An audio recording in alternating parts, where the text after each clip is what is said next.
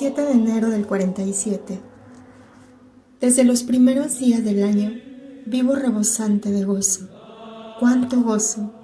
¡Cuántas lecciones íntimas de Jesús durante mis largas noches de enferma! En la noche del 2 al 3, su mano me quitó el espasmo, que a nada cedía en mi estómago, y después, esta mañana, la dulce parábola de las 2 lámparas. Si no se me da orden de escribirla, no la escribo.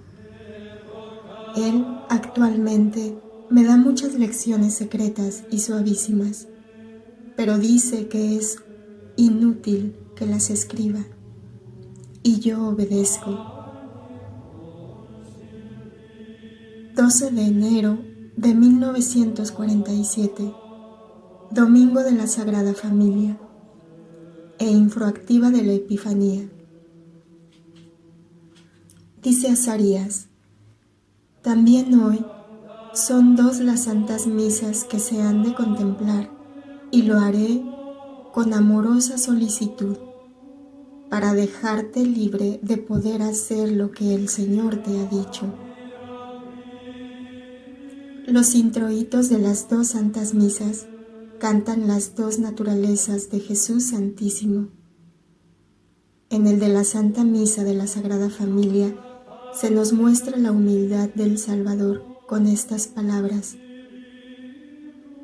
exulte contento el Padre del justo, pueda regocijarse la que te dio a luz. Si el Salvador es justo, es señal de que es hombre, porque los hombres, únicamente los hombres, con su naturaleza en la que la parte inferior se halla en oposición con la superior, tienen capacidad de poder, con libre voluntad, ser o no ser, llegar o no llegar a ser justos. Dios, al ser la perfección, no puede ser injusto. Nosotros, los ángeles, no tenemos peso de carne, ni fomes de pecado, no teniendo por tanto otra cosa que hacer sino cuidarnos de ser humildes, obedientes y caritativos espiritualmente, para servir con perfección al Señor Altísimo, Creador nuestro. Vosotros, los hombres, tenéis en cambio la penosa y a la vez gloriosa posibilidad de ser justos, esto es, de luchar contra las incitaciones de la carne y contra las tentaciones y concupiscencias de todo orden. Esta lucha contra el mal es lo que forma vuestra justicia. Por eso se llama justo al que obra con justicia, triunfando de las voces tentadoras y de las tendencias de la criatura humana. Y justo, por tanto, puede ser el hombre. De aquí que si Jesús fue justo, fue verdadero hombre. Lo mismo que si nació de mujer, fue verdadero hombre. Porque lo que es espiritual no necesita de un seno para formarse, como lo que es fantasma tampoco necesita de un seno para tomar figura. Nosotros, los ángeles, cuando es necesario hacerlo, nos mostramos con la concreción que Dios nos concede para hacernos sensibles a vuestros torpes sentidos. Mas tú ya ves que, en general, no es a los ojos corporales a los que nos presentamos, sino a la vista espiritual, y hablamos a vuestro oído espiritual, gozando entrambos, vista y oído, con una agudeza que no tendrían los ojos y los oídos corporales, y aún más, porque al tiempo que el espíritu ve y oye, se regocija también el cuerpo, con la paz que con nosotros portamos. Así aparecen los santos, a los que el Señor Jesús envía cuando lo juzga conveniente hacerlo, y siempre a quien tiene necesidad de ello o se lo merece, para lo que no necesitan volver a nacer de un seno, formándose en él y así aparecer. Por el contrario, Jesús, verdadero hombre, nació de un seno, de modo en todo igual al resto de los hombres nacidos de hombre, y adquirió la justicia por su voluntad, de servir al Señor Altísimo, como deben hacerlo todos los hombres. No me incumbe a mí abatir las controvertidas teorías acerca de las reacciones del Salvador ante las tentaciones y todo aquello que rodeaba a su humanidad. Tan solo afirmo que yerran tanto los herejes que niegan en Cristo una verdadera humildad, y que Él hubiera podido advertir las sensaciones inherentes a todo hombre, como aquellos que por una mala entendida veneración de Cristo hacen de Él un hombre en el que la santidad perfecta de Dios producía una insensibilidad física, moral y espiritual a todo evento. Mas, si quiere, Él mismo hablará sobre esto. A ti te basta con saber que las palabras del introito son una afirmación de su verdadera humanidad, como las de la Santa Misa de la octava de la Epifanía son la afirmación de la divinidad del hombre, nacido de María. Sobre el excelso trono vi sentado a un hombre, adorado por legiones de ángeles, salmodiando a coro: He aquí el Cordero, cuyo imperio es eterno. ¿Quién sino Dios puede estar sobre el trono de los cielos y con ser hombre, ser adorado por los ángeles? ¿Y quién sino Jesucristo, el Salvador, tiene un imperio eterno y es Dios y hombre a la vez? He aquí, pues, constatada la noble naturaleza del Mesías bendito, de Cristo Redentor, de aquel que se encarnó para salvarnos y que os amó hasta la muerte, y muerte de cruz, dando su sangre en lavacro y su carne en alimento, proporcionándoos la sabiduría con su palabra y la salvación con el poder infinito de su amor. A quien ama totalmente se le corresponde con un amor total. El que no es agradecido carece de amor, y el que no tiene amor no pertenece a Dios, ni tornará a Él. El agradecimiento impulsa a amar no solo al benefactor, sí que también a cuanto con él se relaciona. ¿Acaso no se tiende entre los hombres a asimilar las costumbres y las ideas de aquel que es o parece ser benefactor de una persona o de un pueblo entero? Así es, y así lo soléis hacer.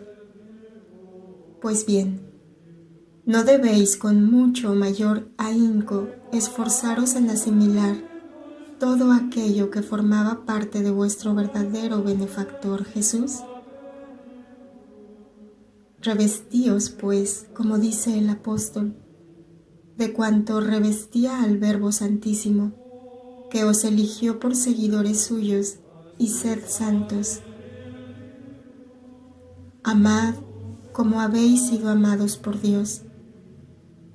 Amad a Dios en el prójimo, teniendo misericordia, benevolencia, humildad, modestia y paciencia, soportándoos y perdonándoos mutuamente, pensando siempre que nadie ha de tenerse por tan perfecto que pueda decir: yo no perdono, porque no estoy necesitado de perdón.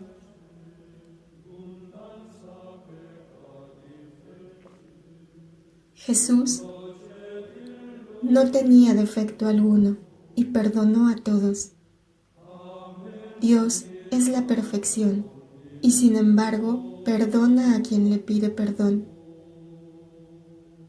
No queráis, pues, ser más que el Salvador y más que Dios. La caridad es el vínculo de la perfección, es el sello impreso a toda criatura. Si le falta la caridad, la criatura carece de la señal que le abre el cielo. El Tau es la marca de los redimidos.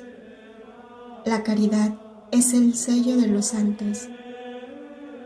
Al ser miembros del cuerpo místico, debéis amar como ama la cabeza de este cuerpo. Si no amáis, no permanecéis en el cuerpo y morís, como las carnes que se separan de lo que les nutre, cayendo atrofiadas y gangrenosas, con turbación y dolor, porque todo aquel que se separa del verdadero Cristo se aparta de su paz. El Cristo verdadero no es la figura ideal e idealizada que poco a poco se ha ido sustituyendo a la verdadera en demasiadas consecuencias, las cuales individual o colectivamente se han formado a su capricho un Cristo irreal, que no es sino el reflejo de su propio pensamiento, más o menos alejado de la verdad. El Cristo verdadero es el que aparece vivo en el Evangelio, un gigante de mortificación, de bondad, de altruismo, de modestia, de heroísmo, de desinterés, un héroe del amor y del dolor, que antes de decir haced, lo hizo él, y que dijo claramente: haced lo que yo hago. Sed perfectos, no tengáis avidez, no temáis por vuestra vida. Este es Cristo, el Cristo pobre, el Cristo bondadoso, el Cristo humilde, el Cristo paciente, el Cristo incansable, el Cristo complaciente, el Cristo obediente, el Cristo mártir, el Cristo que ama, y no ya el Cristo del que el odio, el escepticismo o aún el quietismo han cortado todas las ramas robustas que servían para la actividad espiritual, constitución de la materia, mortificación del yo, y así no tener que confesar y decir: Él era realmente grande, Él fue rudamente héroe, Él fue sólidamente maestro y ejemplo, debiendo nosotros de imitarle. No es el Cristo minimizado en artísticas bellezas, en obras poéticas y en plácidas escenas de las que se destierra toda lucha. Él es el fuerte que trabaja, se fatiga, combate contra Satanás y contra las malas inclinaciones de los hombres, que se desfigura por la fatiga y el sufrimiento, y se transforma de hombre en mártir de todos los mártires, y de mártir del triunfador divino. Este es el Cristo al que todo un mundo, desde hace 20 siglos, está empeñado en derribar sin conseguirlo, al que todas las herejías y quietismos pretenden aterrar, y al que las adoraciones malsanas e imperfectas tienden a negar, creyendo confesarlo y teniéndose por las únicas perfectas y sanas. Este es Cristo, Dios por naturaleza, santo por voluntad y hombre por nacimiento. Este es Cristo, el ser perfecto en el que hay una trinidad de perfecciones justas, juntas: la perfección de Dios, la perfección del hombre y la perfección del alma del hombre Dios. En Cristo está el Verbo, o sea, Dios como el Padre. En Cristo el hombre, y en el hombre el alma llena de gracia, o sea, de sí mismo también. Si se pudiera decir que Dios, siempre perfecto, pudo alguna vez superarse a sí mismo, esto habría de asegurarlo, contemplando la trina perfección de la divinidad, de la humanidad y de la gracia, reunidas en Cristo. En Él que está la superperfección de todo cuanto existe. Un Dios que engendra de sí a su Hijo único y que llega un día en que de este Hijo hace un hombre sin constreñir a la divinidad a tener que servirse de un querer carnal para proporcionar una carne de infinito. Un hombre que mediante el amor se forma como el diamante por el ígneo calor del profundo. El amor de la divinidad y el amor de la criatura inmaculada que se unen engendran en el horno de la caridad al amor de los amores,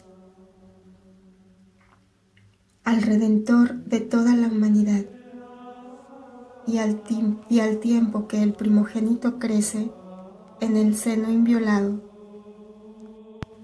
de la Inmaculada, el Omnipotente, en el momento preciso, crea para él el alma perfecta y sin mácula, que puede bajar a fundirse en el instante preciso con la carne concebida por el querer del Espíritu Eterno y la obediencia de la criatura. Y el hombre Dios se encuentra en el vivo tabernáculo, digno de hospedarle hasta el día de su nacimiento. Este es el Cristo que os dice: sed como yo soy, sed perfectos, y se os propone por modelo, porque sabe que podéis imitarle si os inmoláis totalmente a la caridad, como Él lo hizo.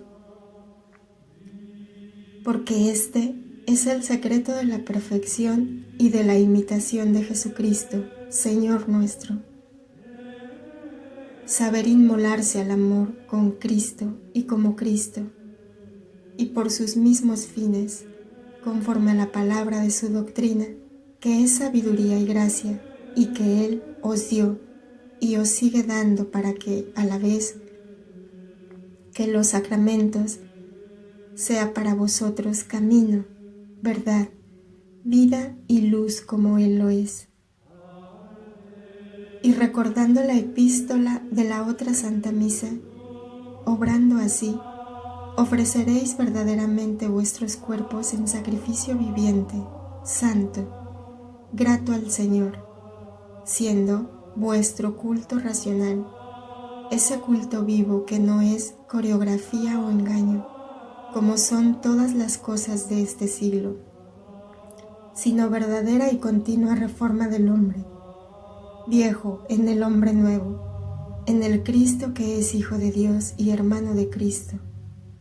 Ese culto que es renovación del Espíritu que, con buena voluntad, tras haber distinguido por medio de la razón el bien del mal y la voluntad del Señor, repudia el mal y la voluntad carnal, desposando la voluntad de su Espíritu con la de Dios, o la que sigue por ser buena, grata y perfecta.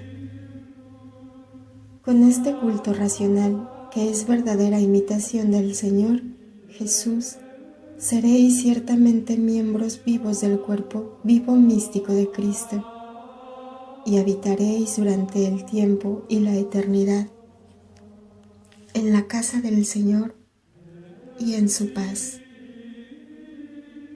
Gloria al Padre, al Hijo y al Espíritu Santo. 19 de enero del 47, domingo segundo después de la Epifanía. Dice Azarías: grande es la lección que contiene la epístola de San Pablo, lección en la que se pone de manifiesto la necesidad de poner en práctica el 10º mandamiento desde la infancia y en todas las cosas, si se ha de alcanzar la justicia, hasta en las cosas santas. Porque, alma mía, se puede llegar a ser injustos hasta en lo que es justo, no porque las cosas justas puedan por sí mismas cambiarse a injustas, sino porque el hombre las puede desordenadamente apetecer y practicar. Y lo mismo acaece con las cosas santas. El hurto, o al menos el deseo inmoderado y concupiscente de lo sobrenatural, se halla más extendido de lo que se cree, llegando a adquirir tintes de violencia y de estabilidad que ni el hurto material y el deseo inmoderado los tienen.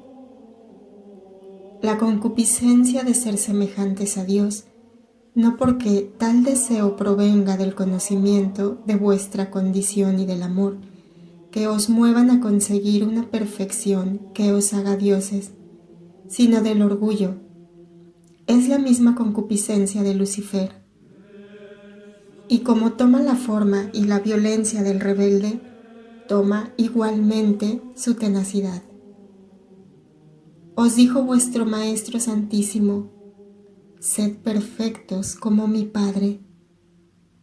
Por eso, no es culpa sino obediencia tender a esa perfección que os asemeja a vuestro Padre. Ahora bien, la perfección comporta justicia, y en la justicia hay únicamente amor. En la justicia y en el amor hay siempre humildad y sabiduría, y en la humildad y sabiduría el deseo de ser semejantes a Dios, que no se ha de confundir con el orgullo ni con la ignorancia,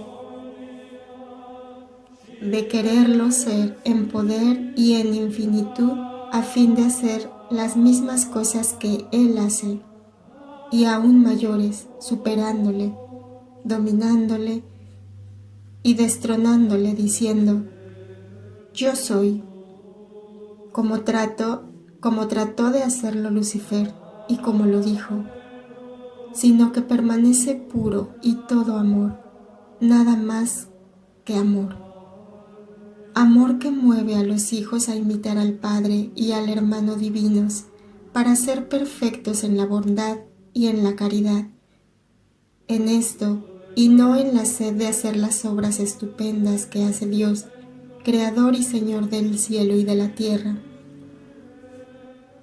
Con todo, al lado de los ateos que blasfeman de Dios negándolo, de los racionalistas que lo hacen rebajándolo, de multitud de herejes que lo vituperan, mutilándolo, y de los indiferentes que blasfeman de él, preteriéndolo, categorías de hombres a las que los católicos que se tienen por perfectos, no cuidándose antes de juzgar a los demás, de ver si hay alguna viga en su pupila, y si lo hiciesen, observarían en su ojo una brizna al menos, que bastaría a ofuscar su vista.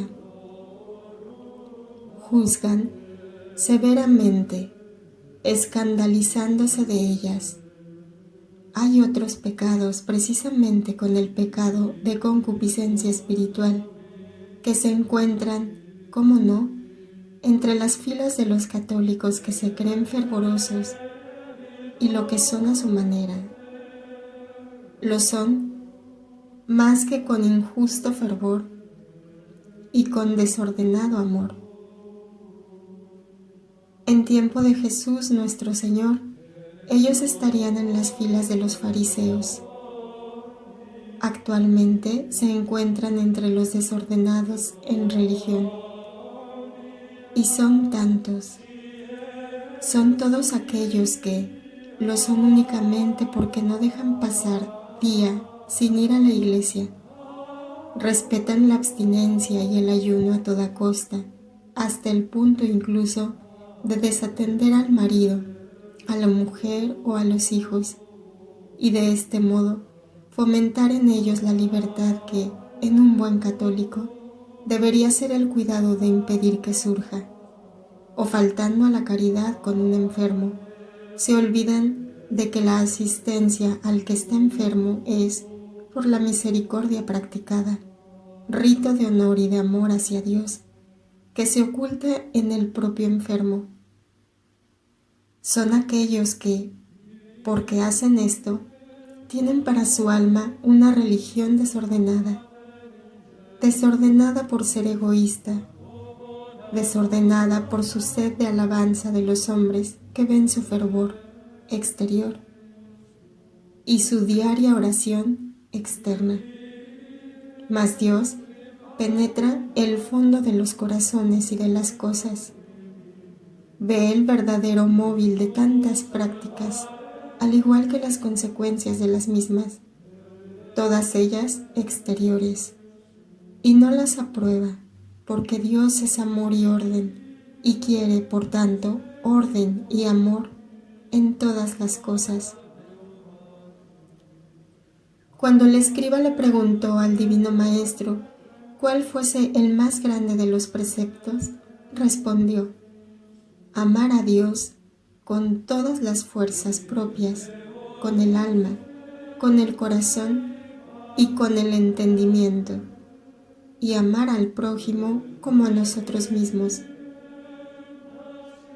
Y enseñando, dijo a sus discípulos que a los juzgados en el juicio final, que le preguntaran cuándo, nunca le vieron hambriento, sediento, peregrino, desnudo, enfermo o encarcelado.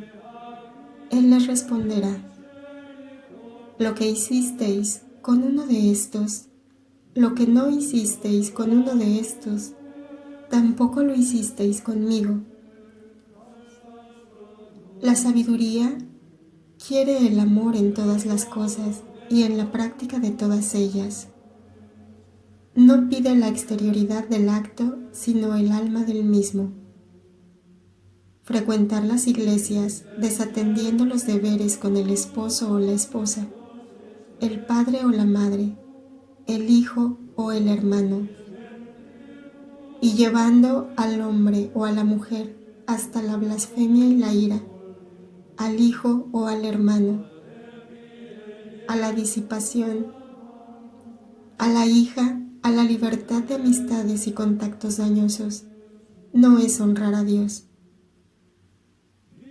El tiempo, cuando se sabe emplearlo, haciéndolo con verdadero espíritu de caridad y de sacrificio, suple a todas las cosas, y Dios, que es justo, puso obligaciones justas para el culto, a fin de moderar las necesidades y estímulos de las criaturas y de las almas.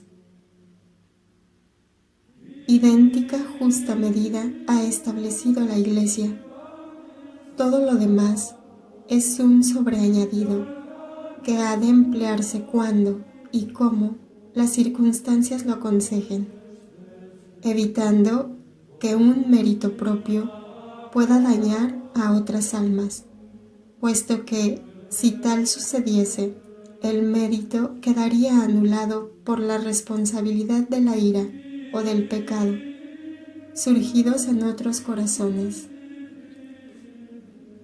Católicos, sed justos si queréis ser perfectos. Sed justos si de verdad queréis ser de Dios. Amad con perfección.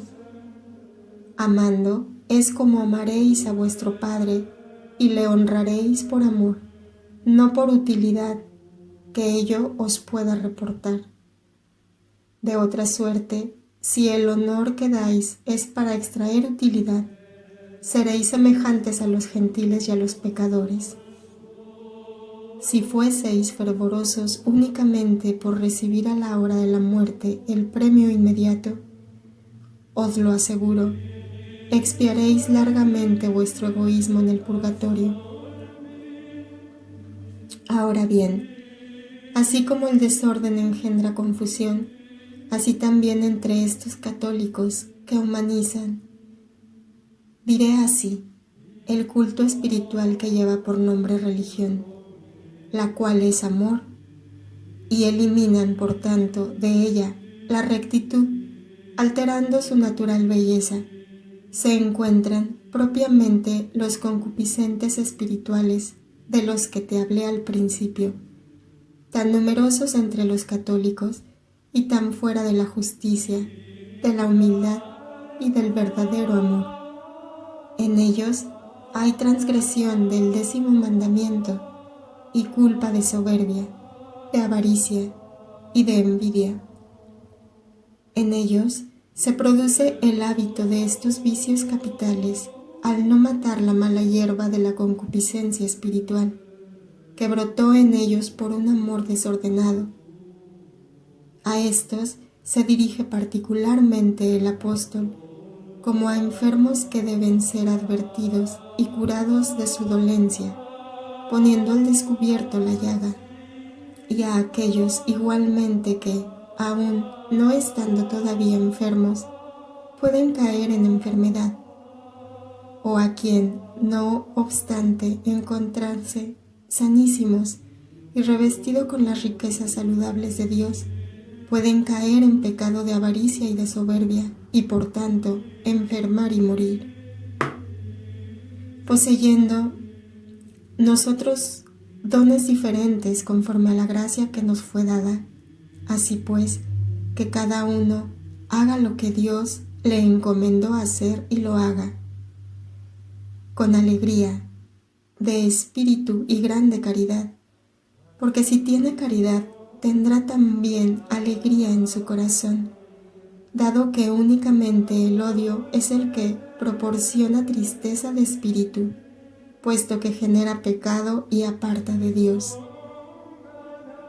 Por tanto, nadie envidie al que tiene la profecía, ni la apetezca, y por aparecer voz, simule o acoja las voces tenebrosas, siempre dispuestas a prestarse para halagar el orgullo del hombre y encontrarle llevándole a la perdición. Nunca tal haga el cristiano, porque la simulación y el comercio con Satanás son pecados horrendos a los ojos de Dios.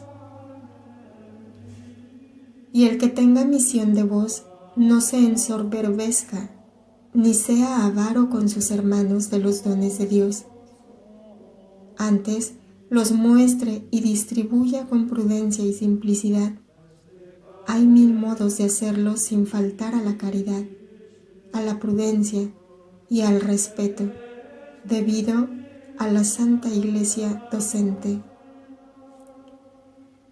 Ante todo, sirva de ejemplo la palabra de las voces, ejemplo en toda virtud, y después sea esta palabra la que sepa repartir el tiempo y lugar debidos las sabidurías recibidas, y ofreciendo y dando gracias del pan y de los peces que hay que partir y distribuir a este pueblo que no tiene que comer y del que se siente compasión.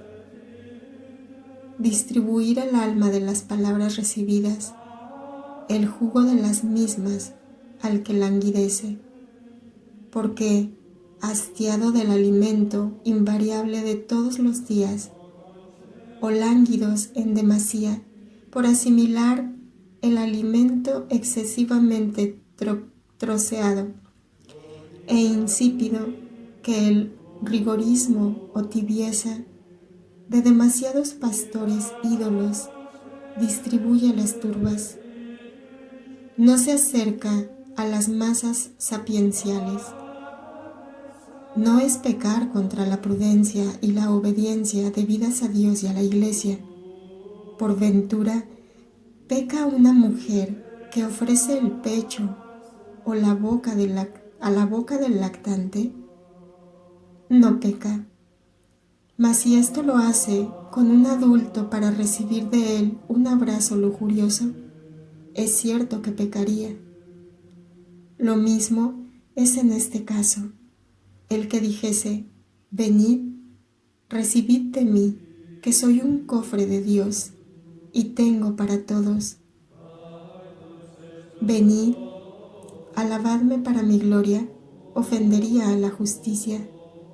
Mas quien, cual agua oculta que brota de una fuente secreta, y humildemente resuma sus humores para refrescar las plantas vecinas que absorben la vida sin conocer al instrumento, dando a éste el jugo que corrobora, al otro que él que calma, al de aquí y el que ilumina, al de más allá el que guía.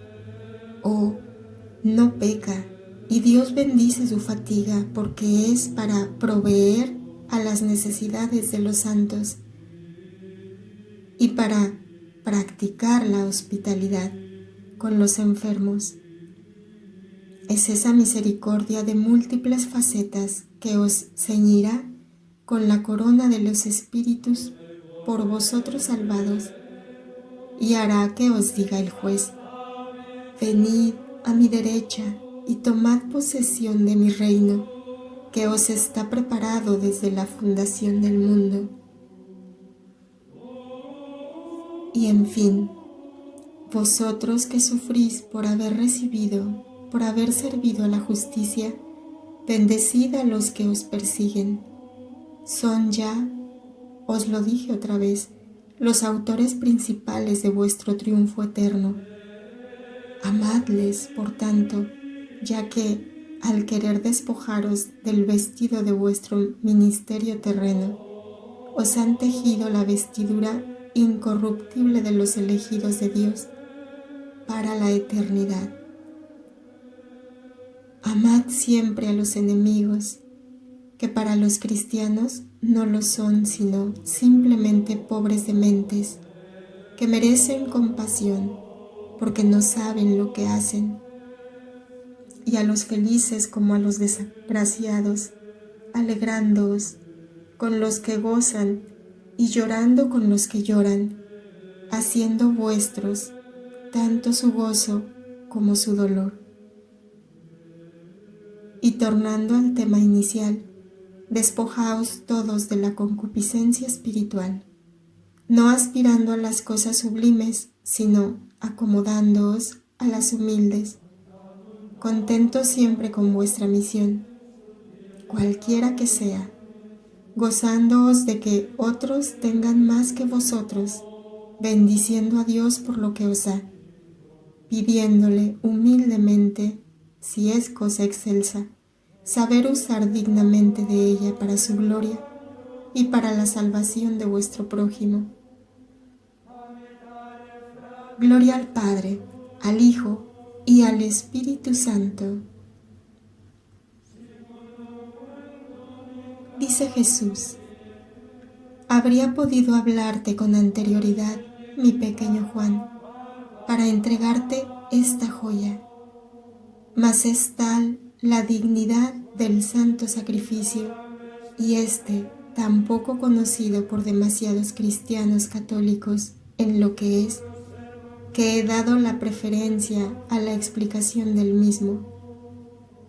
Y es esta la primera lección que doy a muchos al hablar excepcionalmente en día festivo y sobre un fragmento evangélico que ya lo tengo tratado conforme al modo de mi enseñanza. Cuando un sacerdote o una voz habla en nombre de Dios y por orden suya, cuando se obedece a un precepto, yo, que soy el Señor, callo, por ser grande la dignidad de un maestro que habla en mi nombre, y por mi mandato, y grande igualmente la dignidad de un rito, y grandísima la de la Santa Misa, el rito de los ritos, como a su vez la Eucaristía es el sacramento de los sacramentos. Así pues, escucha, mi pequeño Juan. Te dije hace ya mucho tiempo que te encontrabas en el lugar de confinamiento y sufrías como solo yo sé cuánto, que los fragmentos y episodios evangélicos son una mina de enseñanzas. ¿Te acuerdas? Te mostré la segunda multiplicación de panes y te dije que lo mismo que con unos pocos peces y panes puede saciar el hombre de las turbas, otro tanto se pueden saciar vuestros espíritus hasta el infinito, con unos pocos fragmentos narrados por los 4 evangelios.